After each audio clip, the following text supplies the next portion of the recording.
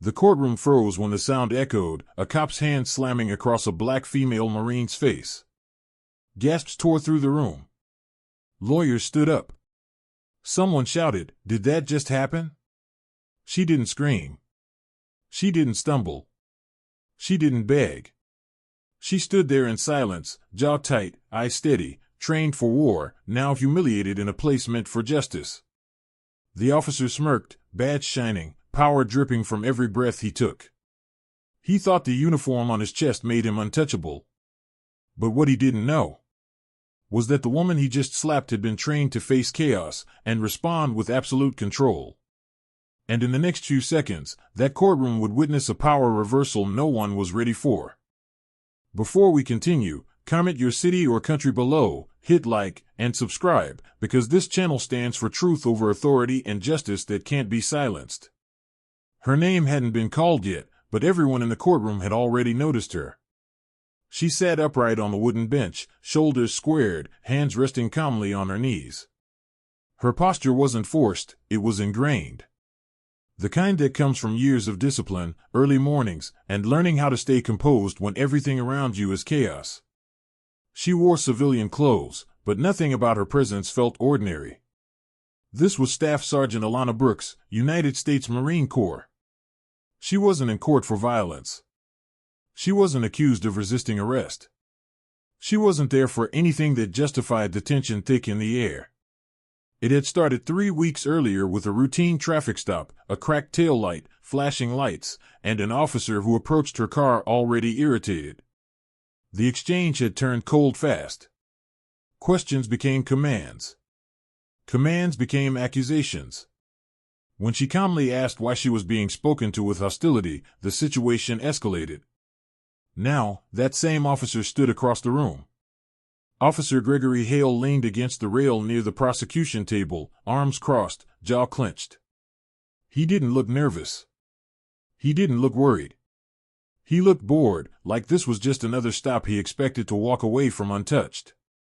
Hale had been on the force long enough to know how courtrooms worked. He knew when judges paid attention and when they didn't. He knew how to posture, how to dominate space, how to remind people who carried the badge. And he made sure Alana felt it. Every few seconds, his eyes flicked toward her, not with curiosity, but with irritation. Like her presence offended him. Like the fact that she hadn't bowed her head or looked away during the traffic stop still bothered him. The courtroom itself felt tense. Wooden benches creaked as people shifted. A public defender whispered to a client. The judge shuffled papers, clearly trying to move the docket along. To most people, this was just another minor case. To Alana, it was something else entirely. She had spent 12 years learning restraint, learning respect, learning how to follow orders, and when not to. She believed in the law. She believed in structure. She believed that a courtroom was a place where facts mattered more than ego. But as she sat there, listening to Officer Hale clear his throat loudly, tapping his baton against his palm like punctuation, a quiet realization settled in her chest. This wasn't about a taillight. This wasn't about procedure. This was about power, and whether anyone in that room was going to challenge it. The judge finally looked up, adjusting his glasses as he scanned the file. "Officer Hale," he said, "you may proceed." Hale straightened instantly, like a switch had been flipped. He stepped forward, boots heavy against the courtroom floor, his voice carrying just a little louder than necessary. On the night in question, he began, the defendant was uncooperative. Refused to follow clear instructions. Displayed an attitude that suggested entitlement. Alana didn't react. Her eyes stayed forward. Her breathing stayed steady. But the words landed exactly where Hale wanted them to. He turned slightly toward her, not fully, just enough to remind everyone she was there. "When people think rules don't apply to them," he added, "situations escalate." A low murmur rippled through the benches. Alana's attorney rose calmly. "Objection, Your Honor. That's a characterization, not a fact." The judge nodded. "Sustained. Stick to events, officer." Hale's jaw tightened. Yes, sir, he said, though the respect in his voice felt hollow. He continued, but his tone sharpened. Every sentence felt less like testimony and more like a personal grievance. He described her calm questions as defiance, her silence as passive resistance, her steady eye contact as aggression. Each word chipped away at the room's balance. Alana finally spoke, not loudly, not emotionally. That's not what happened. Hale spun toward her. Did I ask you to speak? He snapped. The judge looked up again. Officer. She's interrupting, Hale pressed. Just like she did that night. Alana's attorney placed a hand gently on her arm, signaling her to stay quiet.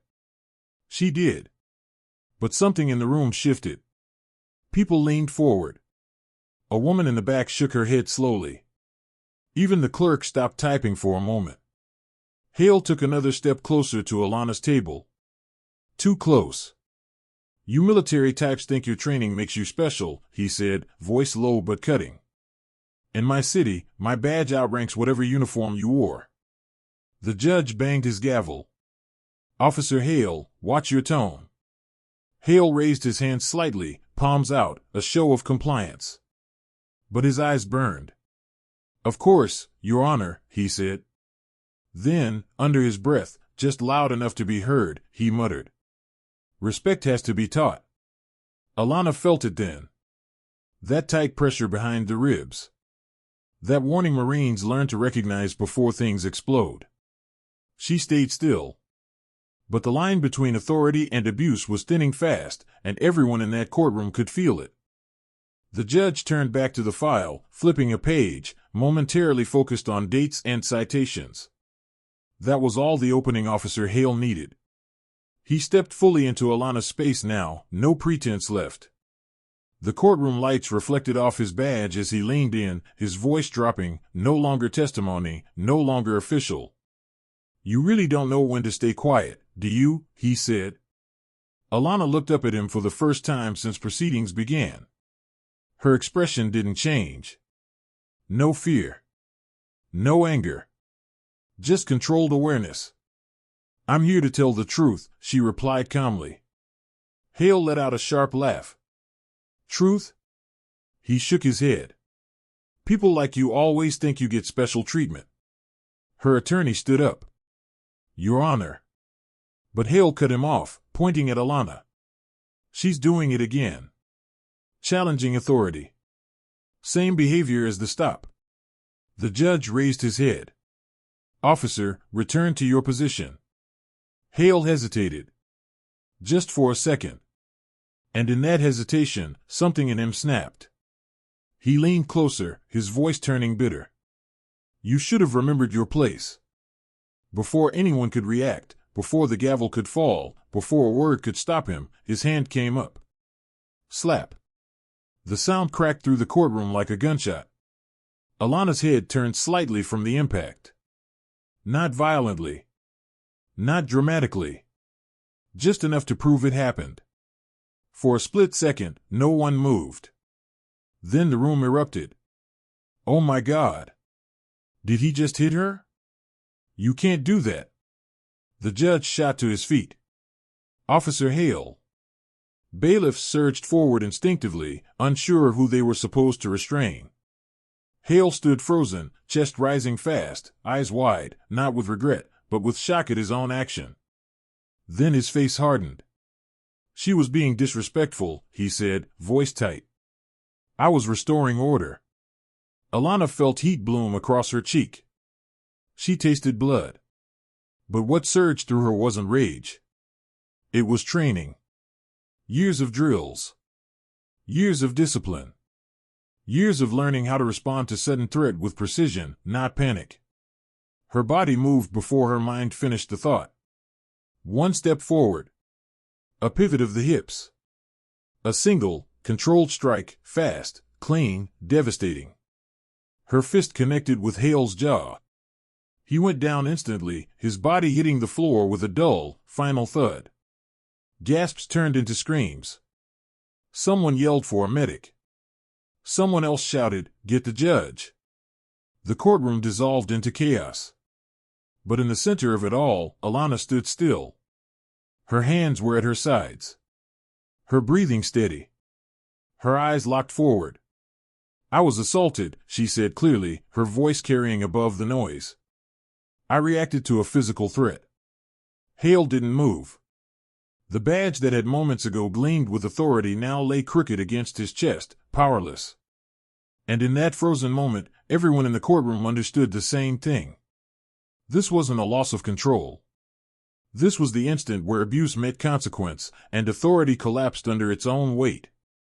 Silence fell in uneven waves as the chaos slowly pulled back. Bailiffs hovered, unsure of who to restrain first, the uniformed officer lying unconscious on the floor, or the Marine standing upright beside the defense table, calm as stone. The judge's gavel struck again, harder this time, his voice shaking as he tried to restore order. "Everyone remain where you are." Paramedics were already being called. A clerk whispered urgently into a phone.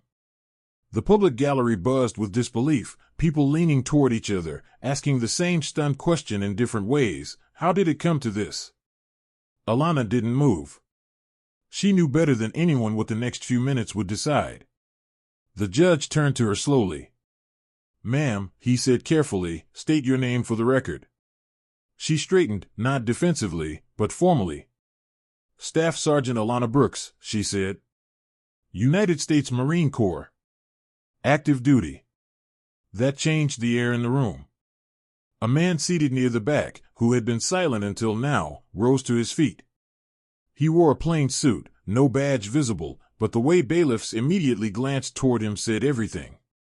"Your Honor," he said evenly, "I need to step in." The judge frowned. "And you are?" "Department of Justice. Internal Affairs Liaison," the man replied. "I've been observing this proceeding." A collective inhale swept through the courtroom. He gestured subtly toward the unconscious officer. "Officer Gregory Hale is currently under federal review for multiple complaints involving excessive force, intimidation of civilians, and conduct unbecoming of an officer." Whispers exploded. "That's a lie," someone blurted out, then stopped. The man continued. "Several cases were dismissed. Several reports went missing. But today's incident was witnessed, recorded, and undeniable." The judge looked down at Hale, the same officer who moments ago had acted untouchable. "Is this accurate?" the judge asked quietly. "Yes, Your Honor," the man replied. "And there's more." He turned slightly, addressing the court. "Staff Sergeant Brooks has completed 12 years of service. Multiple deployments. Commendations for restraint under pressure. No disciplinary history." Alana's attorney exhaled slowly. The man's eyes hardened. What occurred here today was not provocation. It was an assault by a sworn officer inside a courtroom. Paramedics entered, kneeling beside Hale. As they lifted him onto a stretcher, one of the bailiffs reached forward and removed his badge. The small metallic click echoed louder than the slap had. Hale's eyes fluttered open just long enough to see it gone. Fear replaced arrogance instantly. The judge spoke, his voice steady now. "Officer Gregory Hale is hereby placed under arrest pending investigation for assault, abuse of authority, and contempt of court." Gasps again. But this time, they carried something different. Relief. The judge turned to Alana. "Staff Sergeant Brooks, you will remain here while statements are taken." She nodded once. "Yes, Your Honor." She didn't argue. She didn't justify. She didn't gloat. She stood exactly as she had been trained, disciplined, accountable, unbroken. And in that moment, it became clear to everyone watching. The man who came in wearing power was being carried out in disgrace. And the woman he tried to humiliate had just been revealed as the most controlled person in the room. The courtroom felt different now, heavier, quieter, stripped of the false confidence that had filled it earlier. Officer Hale was wheeled out through the side doors, wrists cuffed to the stretcher, his face pale beneath the harsh lights. The same hands that had swung with entitlement were now restrained, his authority reduced to a case number and a charge sheet. Every eye followed him until the doors closed. The judge remained standing. "This court will take a brief recess," he announced, then paused, looking directly at the spectators. "Let the record reflect that today's events will be reviewed in full." When proceedings resumed, the courtroom was packed even tighter. Word had spread fast. Reporters filled the back rows. A camera crew waited outside, barred from entering but close enough to catch every reaction. The judge addressed the room. "What occurred here today was not justice. It was a failure of it," he said. "And that failure will be corrected." He turned to the prosecution table, now noticeably emptier. "All testimony provided by Officer Hale is hereby stricken from the record." Alana's attorney stood slowly, careful not to rush the moment. "Your Honor," he said, "in light of these developments, we request immediate dismissal of all charges against my client." The judge didn't hesitate. "Granted." A ripple of stunned murmurs passed through the room. Alana closed her eyes briefly, not in relief, but in acknowledgement. The fight wasn't over, but the truth had finally been heard. The judge continued. "Furthermore, this court orders a formal referral to the district attorney and federal authorities regarding Officer Hale's conduct." A bailiff stepped forward and placed a document on the bench, an official order. The sound of the stamp hitting paper echoed like a verdict. Outside the courtroom, raised voices could be heard, reporters calling questions, officers shifting uneasily. Inside, the tension had flipped. Power no longer sat with the badge. It sat with accountability. The judge looked at Alana again. "Staff Sergeant Brooks, you are excused." She stood. No applause followed. No celebration. Just respect. As she walked toward the exit, people moved aside instinctively, not out of fear, but recognition. A woman whispered, "Thank you for your service." A man nodded once, solemnly. At the doors, Alana paused and looked back. The courtroom that had nearly broken her dignity now stood as proof of something else entirely. That uniforms don't define honor. That authority doesn't excuse abuse. And that even in places where power seems absolute, discipline and truth still matter. She stepped out into the hallway, the doors closing softly behind her. And inside that room, no one would ever forget the day justice finally spoke louder than a badge. Weeks later, the dust had settled, but the story of that courtroom incident had spread like wildfire. News outlets ran headlines highlighting the courage and restraint of Staff Sergeant Alana Brooks. Social media exploded with support, praise, and disbelief over what had happened. Clips of the courtroom chaos circulated, but everyone agreed on one thing: the Marine had acted with professionalism, and the officer had been exposed for his abuse of authority. Officer Gregory Hale faced multiple charges: assault, misconduct in office, and abuse of power. Internal Affairs conducted a thorough investigation into his record and discovered a string of complaints that had previously been ignored or buried. The badge he had once used as a symbol of power now carried only shame. His career was over, and the court ensured he would never return to law enforcement. Alana returned to her base, welcomed by her fellow Marines with respect and pride. They had always known her discipline, but the world outside finally saw it too. Her calm under pressure, her ability to maintain control in the face of humiliation, had not only preserved her dignity but also served as a powerful lesson: authority must be held accountable, no matter the uniform. The courtroom, once a place of tension and potential injustice, now stood as a testament to what happens when truth meets courage.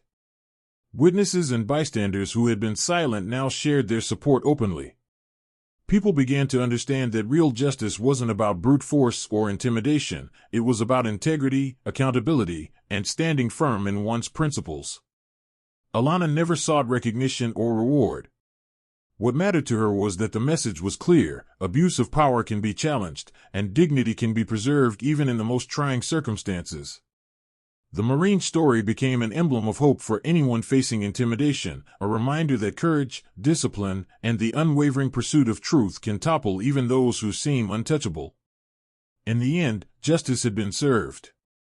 Not with vengeance, not with spectacle, but with precision, integrity, and the unshakable truth that power without accountability will always fall. The officer's slap had been meant to humiliate. Instead, it became the moment that revealed his weakness and the strength of a Marine who refused to bow to injustice.